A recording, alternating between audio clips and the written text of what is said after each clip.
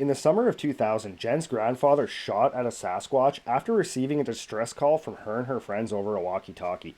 But before we get into that encounter, welcome back to Dark Wilderness, where I share encounters with the unexplained. If you've had an encounter that you would like to share, please email it to me at the link below. And if you like today's story, please gently slap that like button, as I'll be uploading multiple times every week.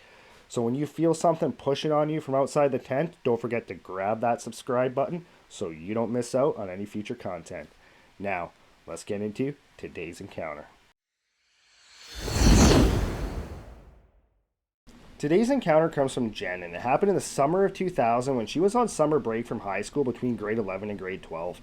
All summer long, her and her two best friends, Kate and Sandra, really wanted to go camping, but their parents were not comfortable with the idea of these three teenage girls just going off camping by themselves.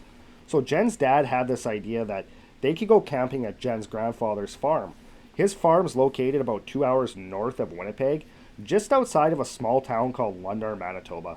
It's located pretty close to the shores of Lake Manitoba, up in an area of the province called the Interlake.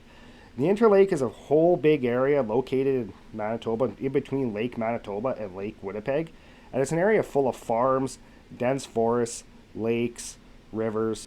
It's also home to an abundance of wildlife, everything from white-tailed deer, moose, elk, black bear, coyotes, and wolves. Now, this area was an area that Jenn was very familiar with. When she was growing up, she spent every summer out at her grandfather's farm, and they went out there quite often on the weekends as well. She did a lot of horseback riding in the area and spent a lot of time out there with her granddad, but she had never camped out on his property before. But these three girls, they were really looking forward to going out to his farm and spending a weekend camping. So early on the Friday morning, Jenn and her two friends, along with her 15-year-old brother, who was going to be tagging along with them for this trip, but he was not going to be camping with them. He was just going out to spend some time with his grandpa. They all loaded into Jen's dad's van, and they made that 2-hour drive north up to Lundar. When they got to her grandfather's farm, her grandfather came riding up on his gator, and he told them that he had set a spot up on the far side of one of his pastures for them to go camping. It was not too far from the house. It was only about 1/8 of a mile, but he said that it would give them enough privacy to do whatever they wanted during their little camping trip. But it was close enough to the house that he could get there pretty quick if they needed him. So he told them to unload the van, toss all their stuff in the gator, and that he would drive them over to this spot. So once the three girls had all their gear loaded into the back of the gator, they hopped in, and Jen's grandfather started driving them to the spot that he had set up for them. They made their way across this one field up towards where the field met the bush line, and there was a little bay in the field that kind of went into the woods, and her grandfather had actually cleared that spot out especially for them. He brought his tractor over, and he actually cleared a lot of the grass out of the area, and he had brought over a big tractor tire rim and put that right in the middle of this big mud spot that he had cleared out for them to use as a fire pit. That way they could have a fire, and he did not have to worry about them burning down his property. And the girls were super happy when they noticed that her grandfather had also brought them a whole bunch of firewood, and he had it all neatly stacked right up against the bush line. That made them happy because that meant that they did not have to go looking for firewood for their little camp out. When Jen's grandfather stopped the gator, they all hopped out and they started unloading all that gear from the back. Once they had all the gear out, her grandfather asked if they wanted him to stay and help them set up. But the three girls told him, no, we're good. So he said, okay, dinner's at 5:30. He hopped on his gator and he headed back up to the house. The three girls then started to set up their camp, and they had a little bit of a struggle with their tent, but eventually they got it. And once their camp was all set up, they decided they were going to spend the rest of the day going for a horseback ride. So the three girls made their way back up to Jen's grandfather's place, and they told him that they wanted to take the horses out. He had a feeling that they would want to do that, so he had already set them all up to be ridden. So the three girls went out to the stable, got on the horses, and they spent the whole afternoon riding around her grandfather's property and down this long gravel road that her grandfather's place was on. So at about 4:30, they turned around and they started heading back to Jen's grandfather's place for dinner. When they got back to his place, instead of putting the horses back in the stables, her grandfather told them to leave them in this little corral that was located about halfway between his house and where they had that camp set up. So the girls brought the horses into that corral, then they made their way up to the house for dinner. Right after dinner, her grandfather handed her a radio, one of those Motorola walkie-talkies, and told her that if they needed anything at all to call him on it. He said that he would leave it right beside his bed, and if they needed anything, he could be to them within a minute. So they thanked him for that, but assured him that they would be fine and they made their way out of the house and walked back across that pasture to their camp. They spent the rest of the evening just sitting by a fire, making s'mores, talking, and having fun. At about 11:30, they were pretty tired from a day of riding and from being up early in the morning, so they decided they were just going to call it a night.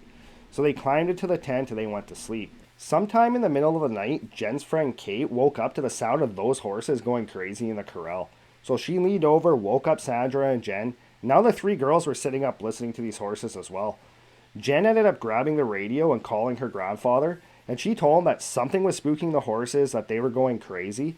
And her grandfather said it was most likely just coyotes again, but that he would go check it out and he would get back to them and let them know if he found anything. About 15 minutes later, he called them back and said that he couldn't find anything, but that the horses had calmed down now so that they should be okay. And then he said that if they needed him again, just to call. The three girls, though, they were a little bit on edge from this, so they sat up for a little bit, just kind of listening to everything going on around the tent.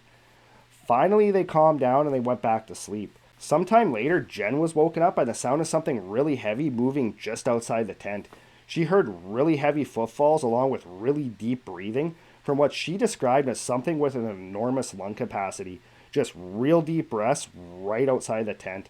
She had no idea what was on the other side of that fabric, so she was just lying there in her sleeping bag, just frozen in fear, listening to this thing breathe right beside her. A couple seconds later, she heard that tent fabric start to stretch, and then she felt something pushing on her shoulder from outside the tent. At this point, she let out a blood-curdling scream, which jolted Kate awake, and as soon as Kate woke up, she jumped up and she turned on the battery-powered lantern up on the crossmember of the tent. As soon as that light went on, both girls noticed that Sandra, who was right in between them when they went to bed, was not there. They looked and she was actually halfway out of the tent, still in her sleeping bag, on her back. So both these girls are screaming. Now Sandra wakes up and she's screaming because these girls just jolted her awake and she's halfway outside the tent. So she quickly scrambles, gets up with the other two girls, and now all three girls are kind of huddled right in the middle of the tent. And Jen reached over to the little pocket right on the side of the tent and she pulled out an air horn, gave it a real loud blast, and as soon as she did that, whatever was on the other side of this tent let out this absolutely bone-shaking roar right outside the tent. All three girls instantly froze in fear, and Jen very slowly reached for that radio, and then she held it up to her mouth, and as soon as she started to talk on it, all three girls just absolutely lost it, and they could not get proper wording out to her grandfather. All her grandfather could hear was them freaking out over this radio, so all they heard him say back was, "I'm on my way." About a minute later, they heard his gator coming towards the tent at a very high rate of speed. Right as it sounded like it was getting to where that little bay into the woods was, all of a sudden they heard a gunshot, a loud bang from a 12-gauge shotgun. Immediately following that gunshot, they heard the gator race right up to the tent, and then they heard her grandfather yell, "Get in." All three girls quickly got out of the tent, got in the gator. Her grandfather turned it around and booked it right back to the house. When they got back to the house, they ran inside, and all three girls were inconsolable at this point. Once they calmed down a little bit and started talking with her grandfather, they asked him what he saw and what he shot at.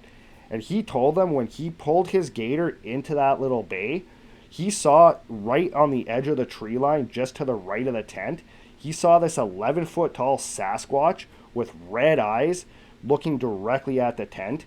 So he shot his 12-gauge directly at this thing. However, he just had birdshot in it, so at that range it would not have hurt it. But just the bang alone was enough to kind of make it kind of take off into the woods. They ended up spending that night in her grandfather's house. The next morning, the three girls, along with her grandfather and Peter, loaded up into her grandfather's truck, and they drove the truck back to their campsite. The first thing they noticed when they pulled up was where the door of the tent was. When they exited the tent, they did not even realize that they did not unzip the tent. They actually exited the tent over Sandra's sleeping bag, which right in the middle of the door of the tent had this massive rip right down the center of the tent. And when they got out of the truck and went up to where Sandra's sleeping bag was hanging out of the tent, they noticed that the end of her sleeping bag looked like there was puncture marks from some type of claws or nails or something pulling on her sleeping bag.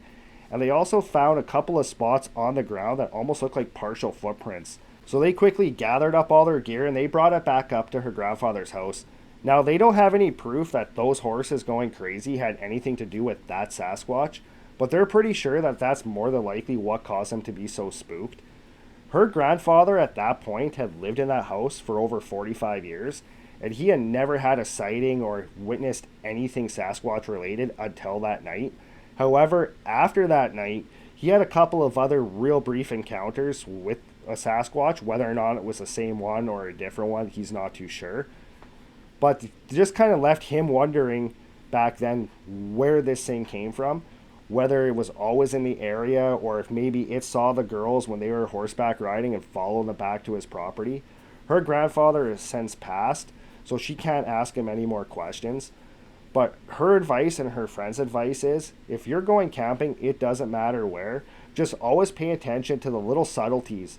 She said that if they would have listened to their gut when they heard those horses going crazy and just would have packed their stuff up and got her grandfather to pick him up and bring him to the house, that they could have avoided that entire situation, which led to just a lifetime fear of the woods and even a little bit of a fear of the dark as well. Well, that's it for today's encounter. Man, I can't even imagine what that must have been like to feel this thing touching you from the other side of a tent. That's something I never want to experience. But as always, if you have any comments on this, please leave it in the comments below.